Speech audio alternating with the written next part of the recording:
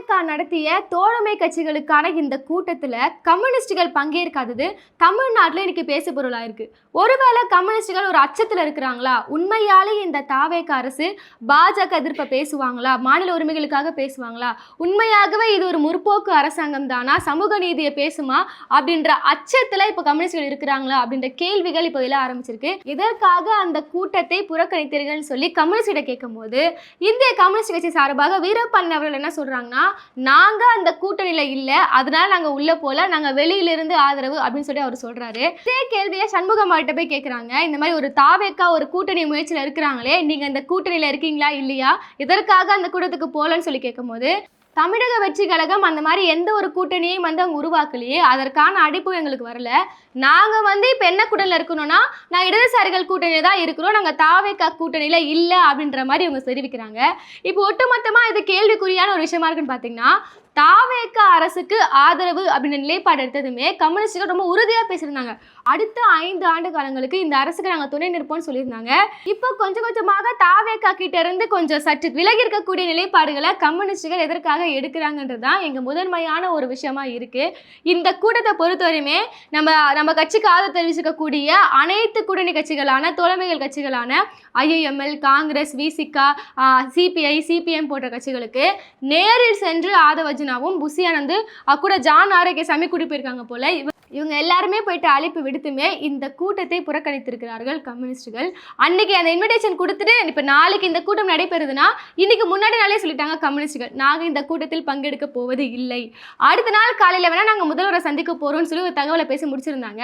அடுத்த நாள் காலையில் 11 மணிக்கு முதலமைச்சரை சந்திச்சுட்டு வெளியே வந்து ஒரு ப்ரெஸ் மீட் கொடுக்கும்போது என்ன சொல்கிறாங்கன்னா, நாங்கள் சந்தித்து என்ன பேசினோம்னா இப்போ விவசாயிகளுக்காகவும் தொழிலாளர்களுக்காகவும் மக்களோட கோரிக்கைகளை தான் முன்னெடுத்து பேசிட்டு வந்தோன்ற மாதிரி ஒரு தகவலை சொல்கிறாங்க. கூட்டணியில் நாங்கள் இருக்கோன்ற வார்த்தை மட்டும் கம்யூனிஸ்ட் கிட்டேருந்து நம்மளால் வாங்கவே முடியல. நாங்கள் வெளியிலேருந்து தானே ஆதரவுன்னு சொன்னோம், அதனால் நாங்கள் இன்னி வரையுமே பார்த்தீங்கன்னா தாவேகா கூட்டணிக்குள்ளே போகல அப்படின்ற ஒரு விஷயத்த உறுதியாகவே சொல்ல மாட்டாங்க. ஆனால் இந்த கூட்டத்தில் முற்போக்கு கட்சியான விசிகா பங்கு கொள்கிறாங்களே, அன்னைக்கு இந்த தனி பெரும்பான்மை தாவேகா அரசுக்கு நிலைப்பாடுன்னு சொல்லும் போது கம்யூனிஸ்டுகள் என்ன முடிவு எடுக்கிறாங்களோ அதுதான் எங்கள் முடிவுன்னு சொல்லி திருமாவர்கள் பேசியிருந்தாரு. இன்னைக்கு அவர் போறாரு, நீங்கள் போக மாட்டீங்களேன்னு சொல்லும் போது ஒரு சேஃப் ஜோன்ல கம்யூனிஸ்டுகள் இருக்க பார்க்குறாங்க. இன்னைக்கு தாவேகா அரசு என்ன மாதிரியான ஒரு நிர்வாகத்தை செஞ்சுட்டு இருக்காங்க, அதன் காரணமாக ஒருவேளை நம்ம கூட்டணிக்குள்ள போயிட்டோம்னா தொடர்ந்து அவங்க கண்ணை மூடிட்டு பாஜகவை ஆதரிப்பாங்க. அந்த கேள்வி கேட்கக்கூடிய இடத்துல நம்ம இருக்க மாட்டோம். அது எல்லாமே புரிஞ்சுட்டு சுதாரிச்சுட்டு தான் கம்யூனிஸ்டுகள் வெளியிலிருந்து ஆதரவு மட்டுமே, கூட்டணிக்குள்ளே போக மாட்டோம்னு சொல்லி அவங்க உறுதியாக இருக்கிறாங்க. ஏன்னா கடந்த 24 மணி நேரத்துலேயே பார்த்தீங்கன்னா விஜி ராம்ஜி போன்ற இந்த 100 நாள் வேலை திட்டங்களை பல்வேறு மாற்றங்களை மோடி அரசு உள்ள கொண்டு வந்திருக்காங்க. இந்த திட்டங்களை எல்லாமே அமல்படுத்தும் போது திமுக அரசு மிகப்பெரிய அளவிலான ஒரு எதிர்ப்பை கொண்டு வந்தாங்க. இந்த திட்டம் தமிழ்நாட்டில் வரவே கூடாது, இந்த மசோதா நாங்கள் தீர்மானிக்கவே விட மாட்டோம் அப்படின்ற அளவுக்கு திமுக மிகப்பெரிய ஒரு எதிர்ப்பு தெரிவிச்சாங்க. ஸோ திமுக கொண்டு வந்திருக்கக்கூடிய தீர்மானங்களுக்கு இங்க இருக்கக்கூடிய இடதுசாரிகள் ஆதரவு தெரிவிச்சாங்க. ஆனால் இன்னைக்கு தாவேகா அரசு ஆட்சி அமைச்ச அப்புறமா பார்த்தீங்கன்னா அந்த 100 நாள் வேலை திட்டங்களுக்கான அந்த திருத்த மசோதாக்கள் என்பது தமிழ்நாட்டில் எந்த தங்கு தடையின்றி அமல்படுத்தப்படுகிறது. இடதுசாரிகள் எதுவுமே பேசாமல் இருக்காங்கன்றதான் இங்கே கேள்விக்குறியான விஷயமா இருக்கு. பிஜேபி தான் ஒரு தாமரை சின்னத்தில் தாமரை வடிவில் தமிழ்நாட்டை ஆளணும்னா கிடையாது. இங்கே தாவேகா அரசு மூலமாகவே மறைமுகமாக அவங்க கொண்டு வந்திருக்கக்கூடிய திட்டங்கள் எல்லாமே இவ்வளோ நாளாக திமுக அரசு எங்கள் தமிழ்நாட்டோட நலனுக்கு உகந்தது அல்லன்னு சொல்லி எந்த திட்டங்கள்லாம் உள்ளே வரக்கூடாதுன்னு சொல்லி எதிர்ப்பு தெரிவிச்சிருந்தாங்களோ அது எல்லாத்தையுமே உள்ளே கொண்டு வந்துட்டு இருக்காங்க. இப்போ கொண்டு வரப்பட்ட இந்த 100 நாள் வேலை திட்டங்கள் அடுத்ததாக தமிழ்நாட்டில் ஆணவ படுகொலை இதுவரை இல்லாத ஒரு உச்சத்துக்கு போயிருக்கு.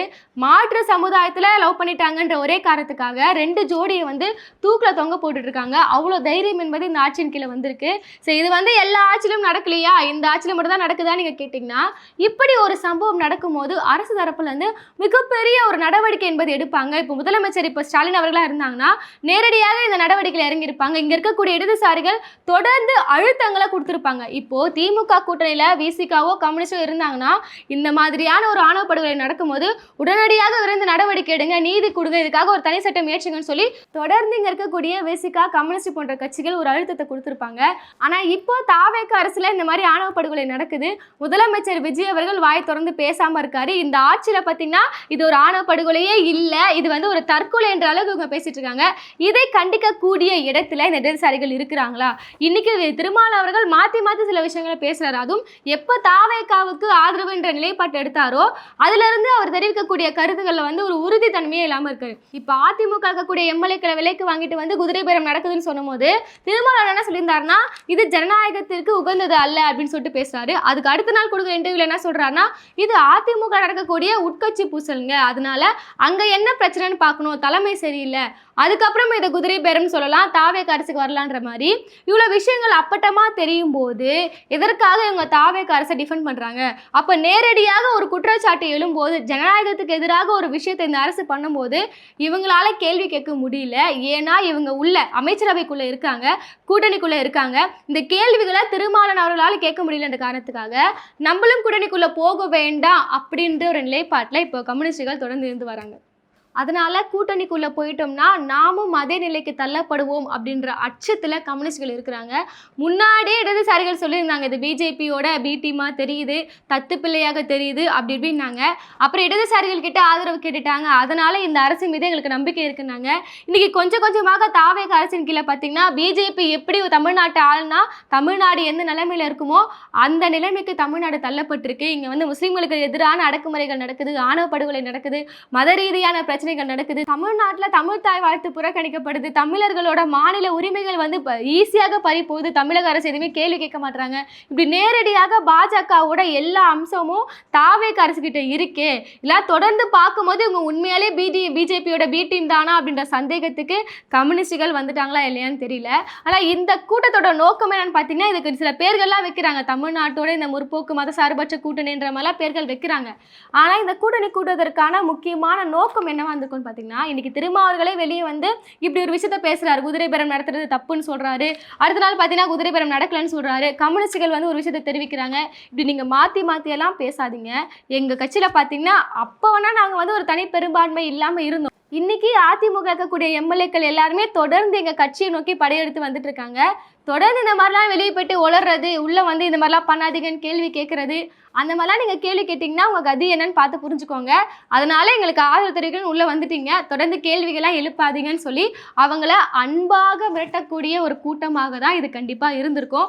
அதற்கான வேலைப்பாடுகள் தான் இந்த கூட்டம் நடைபெற்றிருக்கும். ஏன்னா முன்னாடியே நம்ம சொல்லியிருந்தோம் அதிமுகவில் வந்து இந்த மாதிரி குதிரை பேரத்தை நடத்தி இந்த மாதிரி தாவேக்கள் எம்எல்ஏக்கள் வரதால அதிமுகவுக்கு எவ்வளோ பிரச்சனையோ இல்லையோ, திமுகவுக்கு பிரச்சனையோ இல்லையோ, கண்டிப்பாக இது இடதுசாரிகளுக்கு மிகப்பெரிய ஒரு பிரச்சனை. ஏன்னா வருங்காலத்தில் எம்எல்ஏக்கள் எல்லாருமே தாவேக்காக்கு வந்துட்டு அவங்க ஒரு மெஜாரிட்டி அடைஞ்ச அப்புறமா இடதுசாரிகளால் கேள்வி கேட்க முடியாது. நாளைக்கு நீங்கள் கேள்வி கேட்டிங்கன்னா நீங்கள் தாராளமாக போகலான்னு சொல்லி கதவை திறந்து விட்டுட்டு மறுபடியும் நீங்கள் வந்து ஒரு அல்லுசில்லு கூட்டணி, நீங்கள் வந்து ஒரு கல்லாப்பெட்டி கூட்டணி அப்படின்ற மாதிரி இழிவான விஷயங்களை பேசி மீண்டும் பார்த்தீங்கன்னா இடதுசாரிகளை வந்து குதிரை பேரம் மூலியமாக திமுக இழுக்க பார்த்துச்சு அப்படின்ற ஸ்கிரிப்டையும் அவங்க ரெடியாக வச்சுட்டு இருக்காங்க.